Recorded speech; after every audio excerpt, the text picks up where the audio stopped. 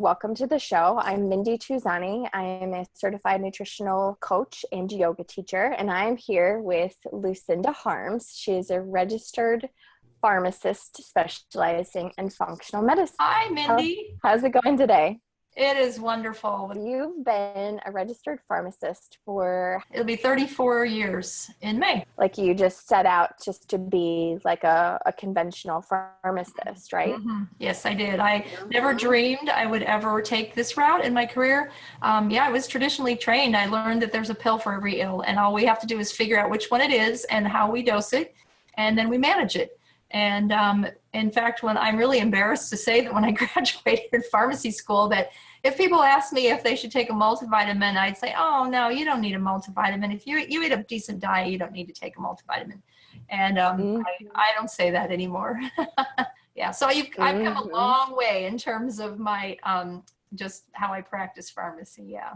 Yeah, you're specializing with women or Hashimoto's. Before you got into the functional medicine, before you did all that extra study, about how much time do you think you actually spent studying nutrition and supplements and holistic healing back in the day? So, it was virtually non-existent. We didn't get any sort of therapeutics around nutrients. We just got, well, you have to have these for life, and here's the RDA, and just make sure you get it in your diet. That was kind of the gist of it. We got some into drug interactions, and that's one of the things that I focus on in my consultations is if people are going to take supplements, we need to make sure they don't interact with their prescription drugs. And so that's a piece of what I look at. So we got some of that, but there's so much more today that we know about the interaction between drugs and nutrients that because we know prescription drugs deplete nutrients. And so that's a piece of it too. Not only can it interfere with the activity, but the drugs deplete you of nutrients that you need to survive. And so, it's not surprising that being on some of these drugs long-term, that people end up with chronic health conditions that may be a result of just these subtle deficiencies over a long period of time. So, So I love how you mentioned that being on prescriptions long-term deplete vital nutrients in the body and can prolong chronic diseases, which, like before I got into this field, I didn't know that. A lot of people that I know didn't know that, and they still don't know that. We're just like marketed on TV, ask your doctor about this prescription and you might have this and this and this and this side effect. But it doesn't give you the details of like what it's really doing on the inside of your body. So a lot of people don't know, and even doctors that prescribe all of those prescriptions, they might not even know. And they're also so busy and so bombarded with everything else that they just don't even have the time to go into it with a lot of their patients. So right. I would agree completely with you. Yeah, when I work in the retail setting and I talk to people about the prescriptions that might deplete nutrients, not a single patient has ever said, oh, I knew that. None of them. Really? I didn't know that. Nobody told me that. I said, well, I'm telling you now, so let's deal with it. Let's see how we want to manage that. But yeah, nobody really educates people about that, including pharmacists for the most part, because they weren't trained either. And I don't blame them, because they didn't get it in school, but the time, it needs to change. There needs to be more awareness of that issue. I agree. The whole piece about me getting into functional medicine didn't happen until 1996, and I graduated in 1983. So it was 13 years into my career before I ever had any awareness of another way to look at health and disease. And I'm just so fortunate that I had my eyes opened, because it relates to my personal story. That's the reason I got into this, is because of my own personal health challenges. And I'm not so sure I would have believed it if it hadn't been me, if I hadn't experienced it firsthand, so. Yeah, I know you have a great story. Would you mind sharing a little bit of your personal story of what you were struggling with and how you overcame it? Sure, absolutely. I'd be happy to. I had when I was in high school and college, I had acne. I had a lot of acne.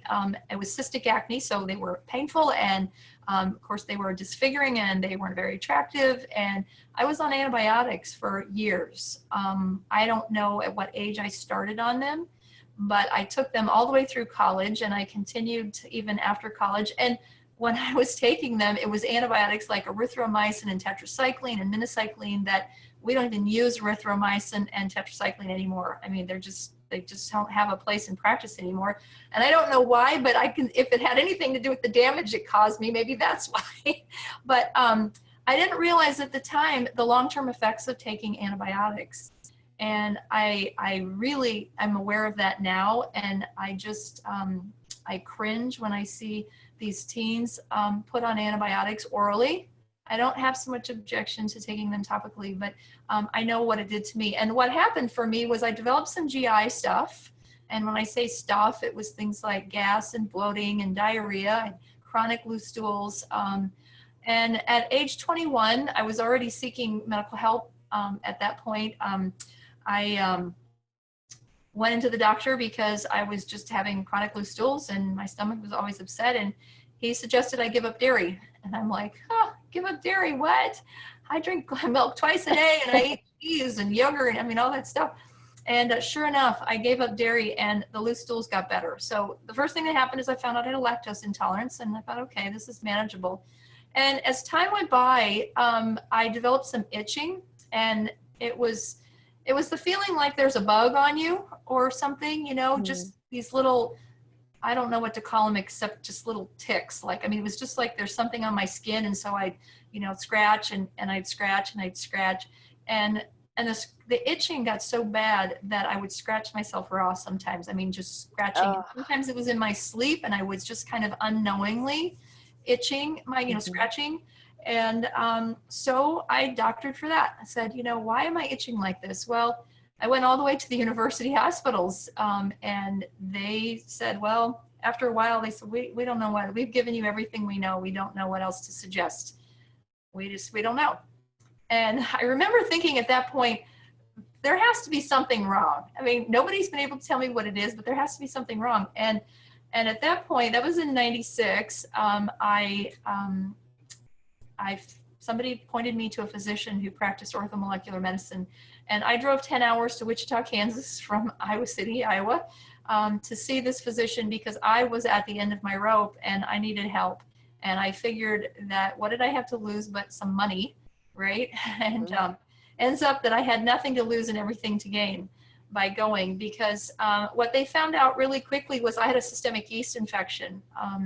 They looked for indicators in my blood that I had yeast going on, and that was exactly what they found, was it was yeast. The other thing that happened was I knew there were foods that were bothering me, and I would think it was one thing, and I would chase that all the way down, like completely eliminating it from my diet, and it didn't seem to get better. In fact, in the case, I thought it was dairy then. I thought, well, I can't do any cheese or yogurt anymore because I could do some. And so I eliminated everything, all the dairy, and it just kept getting worse and worse. And what I would experience was how I would describe like an ice cream headache that would start here, and it would be sort of this internal burning that sort of just spread all the way down to my toes. And I could feel it coming on within sometimes a few minutes after I'd eat. And it caused some brain fog and just trouble sort of, you know, thinking clearly. And it just wasn't a very good feeling. So they did some food sensitivity testing, was part of that. And what they found was onions was my number one. Well, I think about every place I was eating cheese, there was also onions, and just, you know, pizza and lasagna, and garlic was a problem too. But when I eliminated onions, that ice cream headache just completely went away, and all of that burning sensation. And it took me 2 years before I could even have a bite of something with onions before I could eat them again without having a problem. And so now I'm really careful about onions. I cook with chives because it seems to bother me. But with the systemic yeast thing, we started out doing some natural things because I really kind of wanted to stay away from the harsh prescriptions if I could. And so we tried some things like grapefruit seed extract and olive leaf extract and some of those, and they didn't do anything. So we went to nystatin, which is a prescription, which is used for yeast, and it didn't do anything. And so finally we went to kind of a high-powered antifungal, and I did 2 bursts of that over the course of about 10 months. And I finally was able to get rid of that itching. And so Wow. that was about a 2-year process as well to get rid of that itching. And I can tell now sometimes when I'm eating too much, if I'm eating, oh, I'm not eating sugar now, but when I was, if I would eat too much sugar or too many carbs, sometimes that itching would kind of start to creep back. And I think the worst place was in my ear canals. It was just like, oh, I mean, it just was terrible. The itching in there, it just drove me crazy. Yeah. I haven't had that now, at least in any way that's been disruptive to my quality of life for a really long time. But what's interesting is over these last number of years, I've gradually identified more and more foods that I don't tolerate. And you and I were just talking about this before we started the recording, that I did the Whole30 back in September, October, and it really ruined me for alcohol and gluten-free bread and the non-dairy cheese. And so there are things, and the thing is, you know, I could eat them, but I just don't like how I feel. And I think, what's the point, you know? So I'm pretty clear now about what my diet needs to look like. And it includes, you know, no grains except rice, no dairy whatsoever. Like I don't do any dairy. And that non-dairy cheese is off the table too. Now you were talking about goat cheese, and I don't know if I tolerate goat cheese, but I might try a little bit of that and see, because I do like goat cheese. So yeah. So yeah, that's a little bit of my story in terms of sort of how I got where I am. So of course I started, you know, doing the whole supplement and the diet changes. Well, then I started practicing on my family and my friends, even though some of them really didn't want me practicing. And then gradually I got to a place where I actually had the really rare opportunity to be in a practice setting where all we did was supplements and herbs and allergen-free foods. So we were a licensed pharmacy, but no prescription drugs. And I got to talk to people all day long about their use of supplements and herbs and diet changes, which was awesome. So yeah. So my practice has been not exclusively, but mostly supplements and herbs since about 2008, probably. Okay. Yeah. Wow. That's quite a story. And it sounded like it was quite a process that was gradual, but you were determined just to like find out, you know, what it was, and not just to take prescriptions and then give up and just accept all of those symptoms and feelings as normal, as you're normal. I think that's definitely an amazing victory story. Oh gosh, yes. And I tell my patients that you have to stick with it. It's a process. There's no magic pills in functional medicine. There just aren't. So yeah, it is a process, and you really do have to stick with it until you unravel. It's like an onion. You've got all these layers of an onion, and you just have to peel them back one by one by one. And eventually you can get to the place where you may have a little bit of core left, but it's quality of life is so important, and you get to where quality of life is good enough. Even if all of the problems aren't resolved, at least you get to the place where you say, I really feel good and I have energy and I'm sleeping well and life is good. Absolutely. I agree with that. With, you know, the things that I've been doing too, you know, it seems like sometimes it can be like restricting to, you know, have to avoid all of those foods that we know bother us and that cause a lot of the symptoms. But, you know, it's a mindset too. And so I'm all about victory and upgrading my lifestyle. And so if we can do all those little things, you know, to start to feel better and to get rid of symptoms, it's like, why not? Because even if we were to take, you know, those prescriptions that doctors subscribe for side effects, like that can be even more limiting, because then that causes more side effects and then other depletions in the bodies, and it just gets, you know, the hole seems to get deeper and deeper. Yeah, it's like digging a deeper hole. Yeah. I love how you talk about would you say upgrading? Is that what you said? Upgrading your lifestyle. That is a really nice positive spin to put on having to get rid of foods in your diet that make you not feel well. Thank you. I'll have to remember that. Upgrading my life by getting rid of alcohol and gluten-free bread and non-dairy cheese. And I mean, really, you know, those foods are all processed foods anyway. And so, you know, really, It's about eating, and I'm going to give away my thunder because that's one of my 3 tips we're going to talk about in a little bit, I hope, is eating whole foods diet. And so really, you know, it's just like, darn, I can't get away with eating some processed foods anymore, you know? So Exactly. something to be grateful for, I guess, right? Uh-huh. Yeah. Well, thank you so much for opening up and sharing your story and how you overcame all of that. That's amazing. Sure.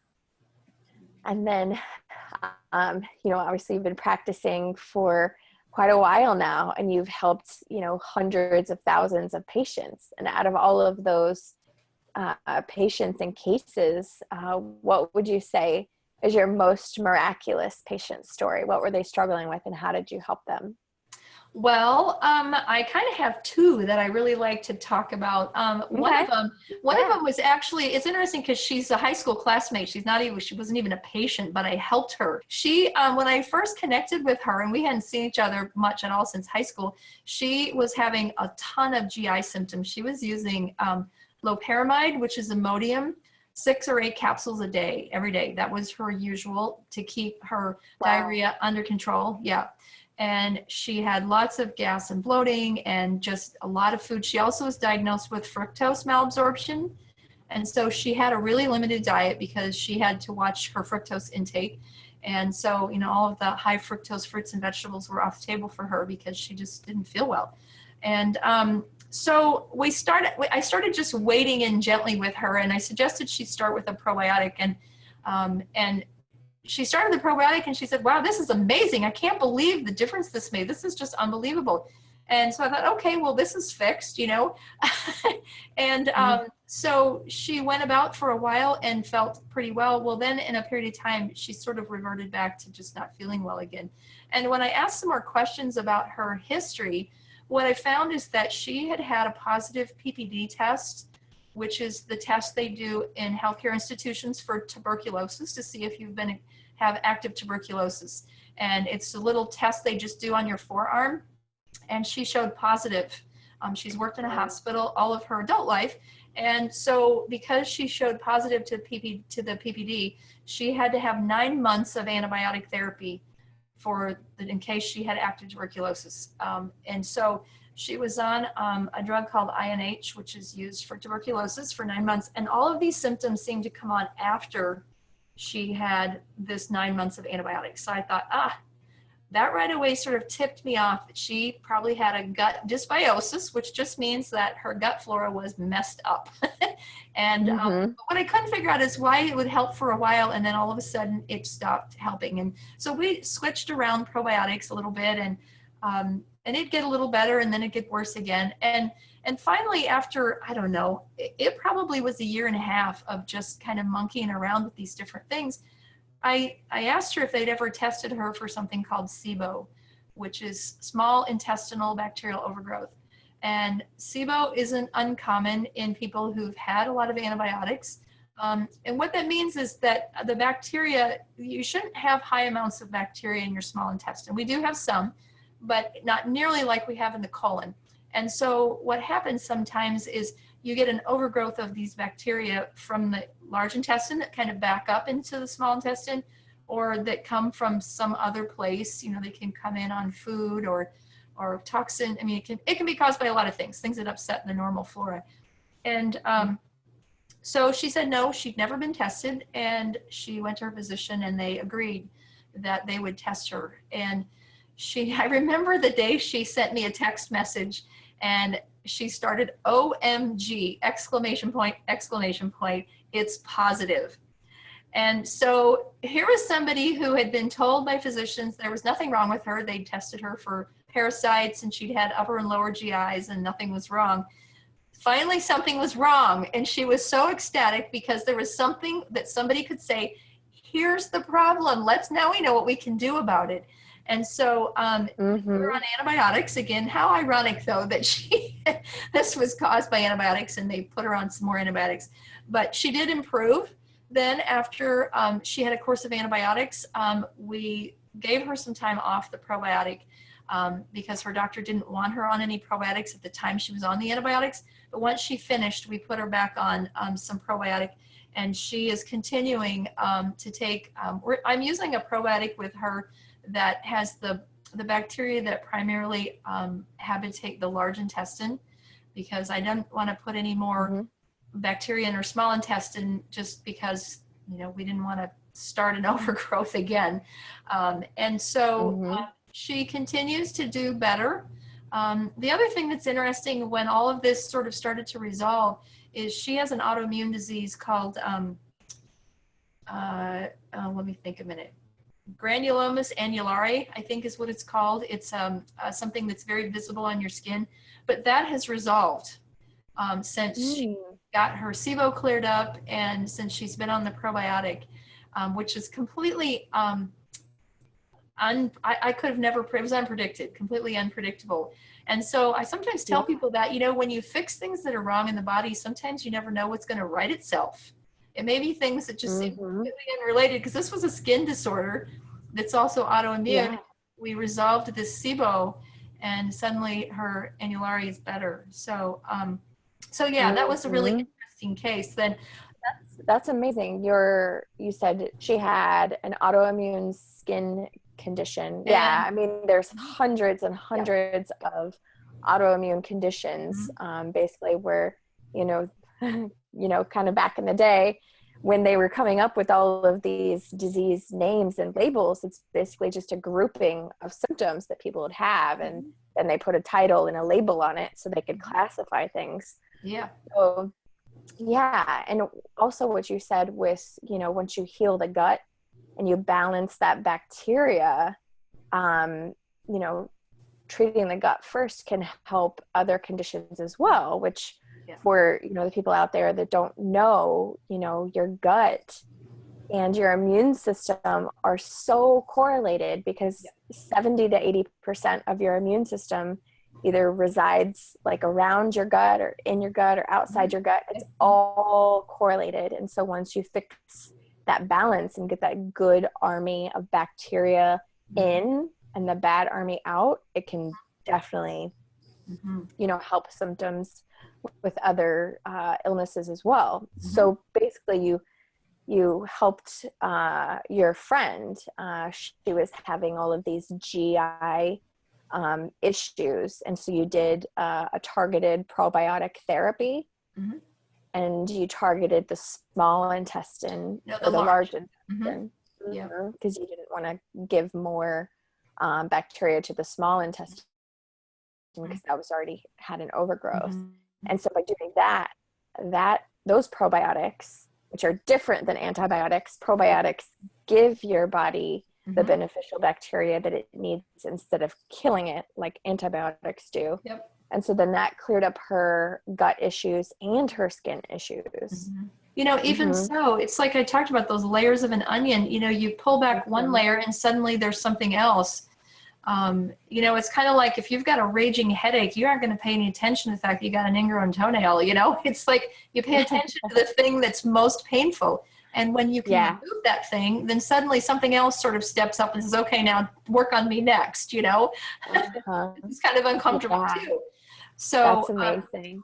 So it's really, you know, that's that layers of the onion, you know, that, and things tend to pop up that you really just never paid attention to before sometimes.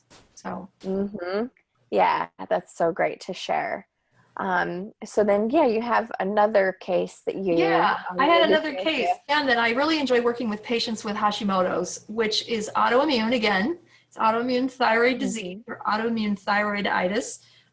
And what that means is that the body, with autoimmune diseases, for some reason, people's immune systems go haywire and begin attacking their own tissues, their own body tissues. And that's not normal. We're not supposed to recognize our own body tissues as foreign, but there are things that happen that trigger that the immune system gets sort of confused, I guess, and it begins to attack itself.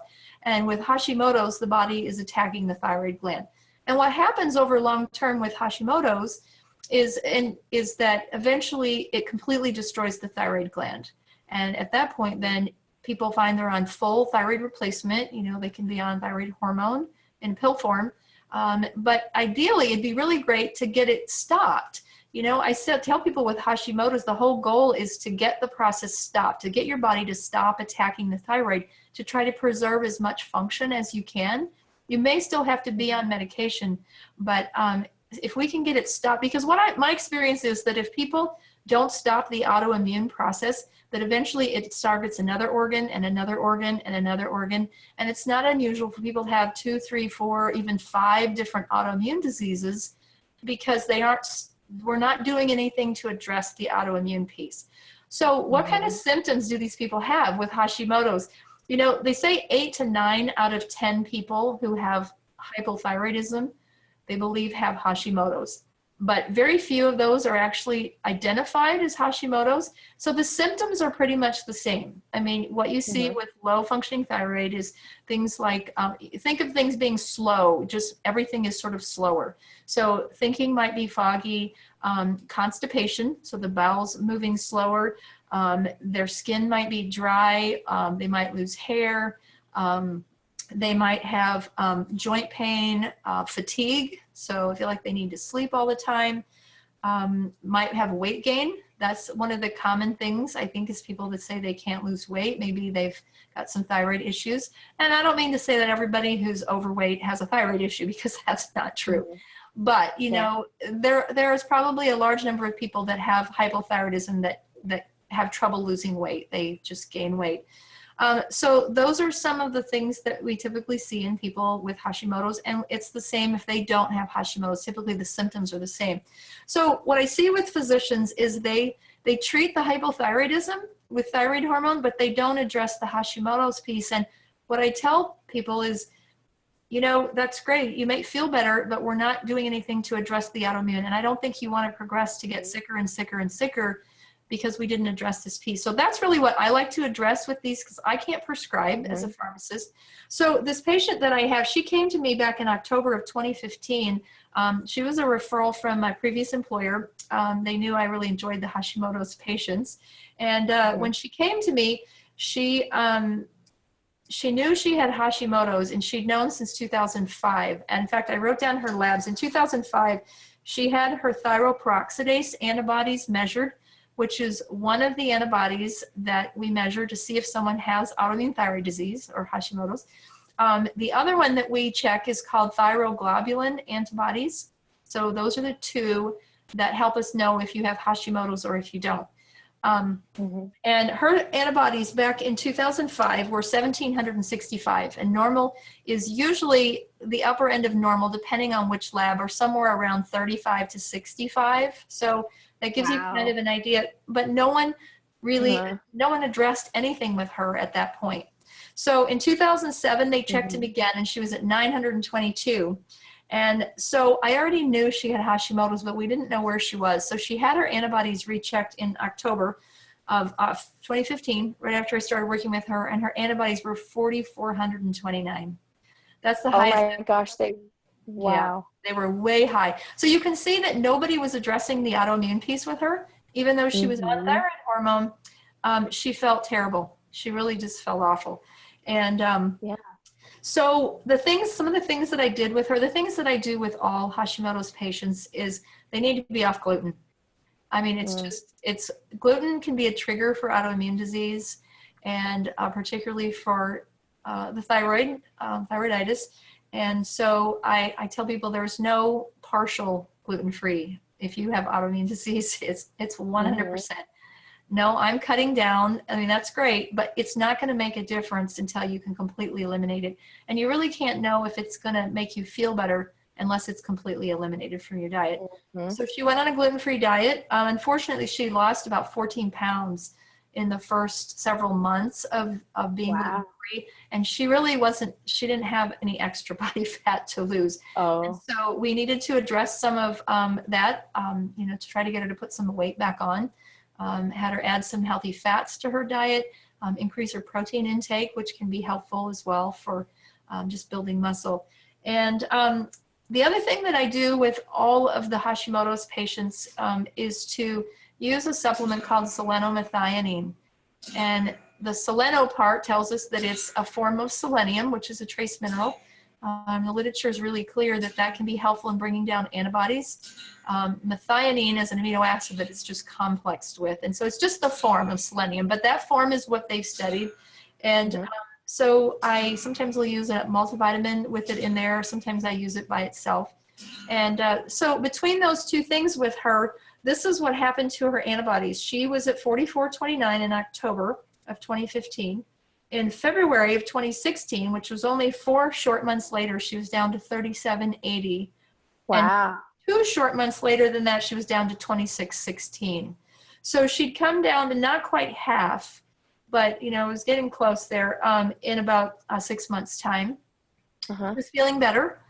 And so we continued to sort of monkey with, she also had some problems with her conversion of T4 to T3, which may have also been responsible for how she was feeling, her fatigue and some of that. And so that brings me to just the other labs that I think it's really important for anyone that I suspect has a thyroid problem to have checked. Most physicians will only check a TSH, which we joke stands for too slow to help, which really just means that by the time your TSH goes abnormal, a lot of times you're way down the road of autoimmune thyroid disease. I had another patient that had had normal TSHs for 5 years running, and they told her no thyroid problem. Well, when we did the full panel, she had Hashimoto's, and her antibodies were quite high actually. So TSH isn't enough, but it is important. So TSH would be one thing. I also like to see a free T4.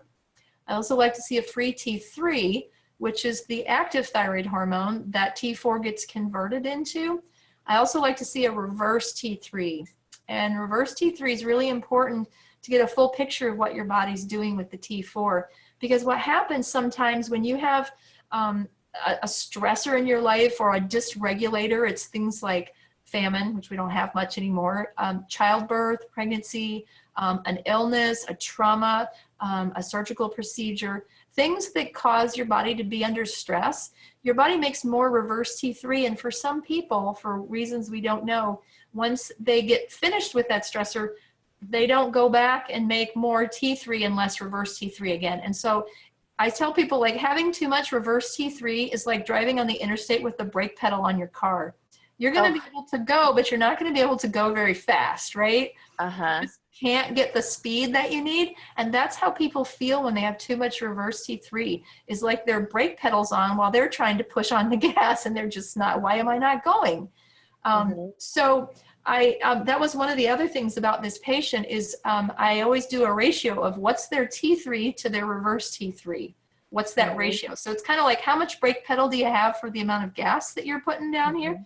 And when you're looking at the free T3, I like that ratio to be higher than 20 when you do free T3 to reverse T3. Hers was 10.9. And so she was in the normal range on both of those values. She was low normal on T3 and high normal on reverse T3. So her ratio was off.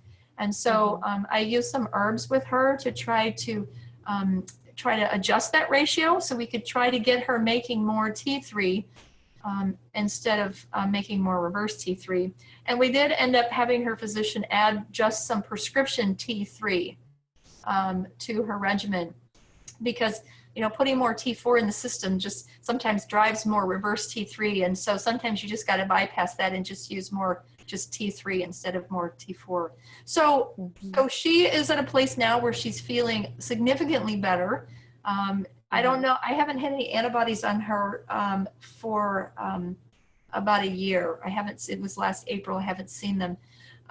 So I'm not sure where she is, but I do stay in contact with her, and she is just continuing to feel better. So anyway, a great feeling when, you can get people to say, yes, I feel better. I haven't felt this good in a long time, Yeah. Oh, yeah. That's amazing. I loved that story, and more of what you were saying about how, you dig in and you start to peel back the layers, and you do not just like the basic lab testing, because a lot of times, if you just do the basics, it's like, oh yeah, you're fine. When you do the deeper lab testing and then you see those ratios, some are off the charts and some are, imbalanced or whatever. And it's just, you have enough, knowledge that you can be like, oh, hey, yeah, here's what's going on. Yeah. This is a red flag. You know for sure going gluten-free 100%, making that commitment. And then that's when symptoms are going to start to fade away. And then you also mentioned the selenomethionine. Mm-hmm. I think I Yep. said that right. That was Pretty a tongue close. twister. Yep. But yeah, the selenium, which is, a very, valuable nutrient to the body. And then the methionine, an amino acid, which, is a building block for your body and your muscles. So making sure you're, replacing that and doing some herbs and stuff too Mm-hmm. is amazing, just to stop that attack of autoimmune to the body, to the thyroid. Can you give a little bit of background of why the thyroid, a healthy functioning thyroid, is so important? Yeah, your thyroid is what regulates your metabolism of every single cell in your body. And if your excuse me, if your thyroid's not functioning, everything just slows down. The metabolism of every cell slows down. And so, as I mentioned, those symptoms are all sort of symptoms of things just slowing down, and not, people just not feeling well in a number of different ways. One of the other things that just occurred to me that's kind of a tip off too, and I actually identified a patient several years ago that had autoimmune thyroid disease. When you see that a dose of thyroid, so somebody who's on thyroid supplementation, like their doctors put them on levothyroxine or Synthroid, and if you see a gradually increasing dose over time, that's a good indication that their thyroid is getting more and more and more damaged. And so this woman that I identified her that way, she had gone from 100 to 125 to 150, 175. And when I actually first caught this, she was at 250 micrograms a day of levothyroxine, which is a huge dose. And I said to her, have you ever been tested for Hashimoto's? And she said, nope. Well, when we tested her, her antibodies were over 3,000. So, there's just, and the other thing about that is she was being overdosed. Her T4 and her T3 were both very high, out of the normal range. Her TSH was very low. So she was clearly being dosed too high. But for lack of knowledge, the prescriber was just increasing the dose and increasing the dose and increasing the dose, and she was feeling worse and worse. So one of the things I forgot to mention was that patient that I talked about that had with the Hashimoto's. I wrote a quote down here that she included in her intake paperwork for me. Back in 2006, she said her physician told her there was nothing she could do regarding the Hashimoto's, and that eventually her thyroid would just burn out. And wow. and that is what is just so disheartening, is that that's what a lot of people are being told. There isn't anything you can do. And that drives me bananas, because then it's like, we don't, a normal, person that isn't in the medical field or holistic healing, they don't know what we know. And to be told that, it's like a trauma, and like it makes them just feel stuck and like a victim. And, at that point it's like, just give up. But fortunately, there are people like you who have, overcame struggles and have like gone far and beyond in terms of learning about why is this happening? Not just, this is happening and try this prescription, but let's dig in, let's peel back the layers, let's do testing, let's find out why, let's try this, and let's get you to feeling better. And you did that. That's so amazing. Yeah, it's a good feeling. I've actually had some patients, their antibodies have come down into the normal range. And it takes several years usually of really being diligent, but it's possible. It is possible. I mean, 2 years is a short time, compared to like a whole life. A lifetime of feeling crappy, right? Exactly. Yeah. I'll invest those 2 years. Right. Absolutely. Yeah. That's amazing. Thank you so much for sharing those stories of victory with your patients. And now I'm so curious to find out more about your top 3 tips of what I like to call living a victory life. Well, this was really hard because to only narrow it down to three, it's like I I could give you a know. whole page of tips, you know. Yeah. But you know, I think the one thing that came to the top of the list for me, this is something I never forgot, and it's really, really simple. That the physician that I found who helped me get back to better health asked me one time, if you were to think about what meal would you eat that you just feel really, really good after you eat it. You don't have any lethargy. You don't have that after lunch slump. You don't get any gut issues. You don't itch. You don't have any, you just feel energized and good. And I thought, wow, you know, I don't know if I've ever paid attention to that level, but you know what? I knew right away what it was for me. And it was a big green salad with dark greens. So spinach and arugula and kale and some lettuces and things with some grilled salmon on it and some good organic vegetables, you know, like tomatoes and carrots and avocado for me, and then some vinegar and oil dressing. And for me, that is the one meal that I know I can eat and I'm going to feel great after I'm done eating it. I just don't have any symptoms of like, oh, that just didn't agree with me. Like I did after I ate gluten-free bread and some of those other things didn't agree with me. Yeah. So that's really important to really pay attention to how you feel when you eat, because you are what you eat. And I think that is so important. And, you know, Michael Pollan goes even farther and says, you are what you eat eats. And so if you're eating meat or, you know, fish or beef or whatever that's been fed junk that you shouldn't be eating, like corn and soybeans, then you're eating food that's not very good for you either. And so I think that's important. So the second thing ties right in with that, and that's just eating a whole foods diet. You know, I've discovered that since I was talking to you earlier that we did the whole 30 back in September, October, and that has reinforced for me in a huge way how good for me a whole foods diet is and how really bad for me any processed foods, you know, including gluten-free bread, which I used to eat not often but regularly. I don't eat it anymore because I don't feel well when I eat it. And so I think as people get away from processed foods and sugar and alcohol and some of those things that aren't so good for them, they really you start noticing that maybe you didn't feel as well as you thought you did. So that ties right back into paying attention to how do you feel when you eat. Yeah. And the third thing is about diet too, because, you know, I tell people in my business, there is no pill that I can recommend for you to go to your doctor and get it prescribed or to buy over the counter that's going to fix the effects of a bad diet. There is nothing. And so the third point is about diet too, and that's avoiding chemicals and toxins. You know, I'm a real advocate of the Dirty Dozen app, which you can get for free on your phone. If you have a smartphone, you can also go to the Environmental Working Group website and get a paper copy of it. And it shows you the pesticide residue. It's ranked 1 to 50, the dirtiest to the cleanest. And I use that when I shop all the time. Strawberries are the dirtiest. I don't ever eat strawberries unless they're organic. Apples are number 2. I never eat apples unless they're organic, and that includes juice, applesauce, anything from apples. And just staying away from those food additives and preservatives and toxins that are, you know, the FDA says they're safe, but that doesn't mean they're good for you. I think there's a difference. Safe for you, good for you are not the same. So, so those are my 3 tips.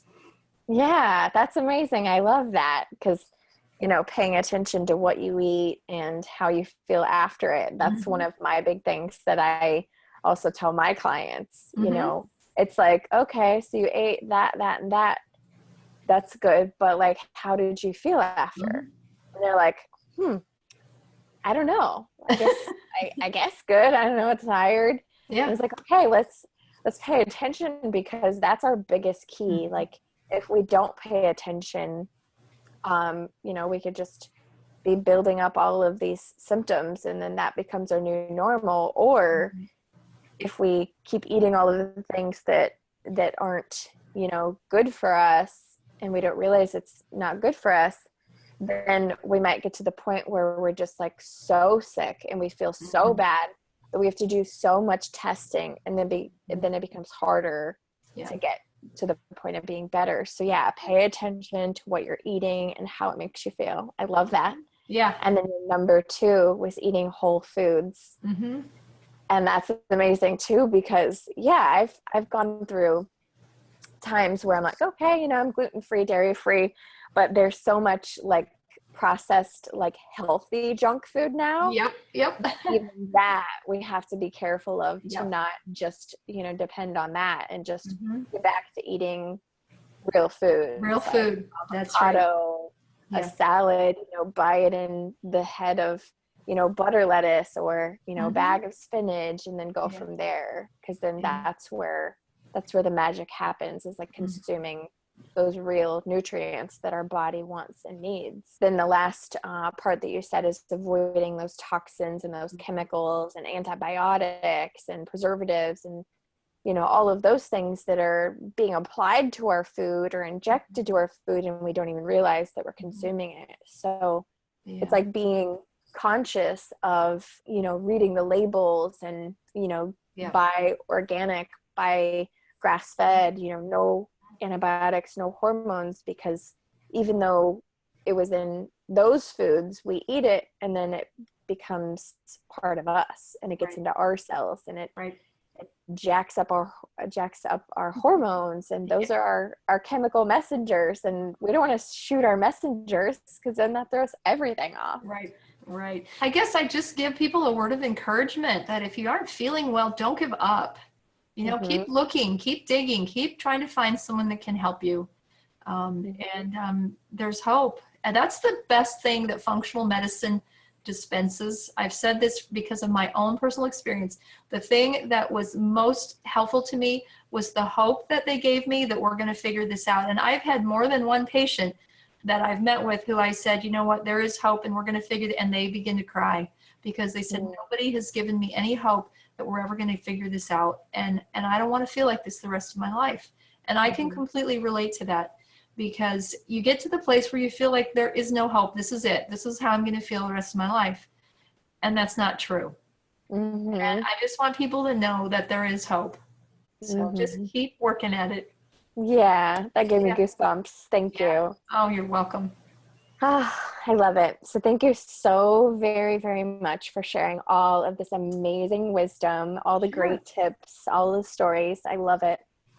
So for anybody out there that's watching and they want to find you and get some testing, if they're having thyroid issues or they know they have Hashimoto's and they need that hope and that help of digging in deep, I'll also put that link in the show notes.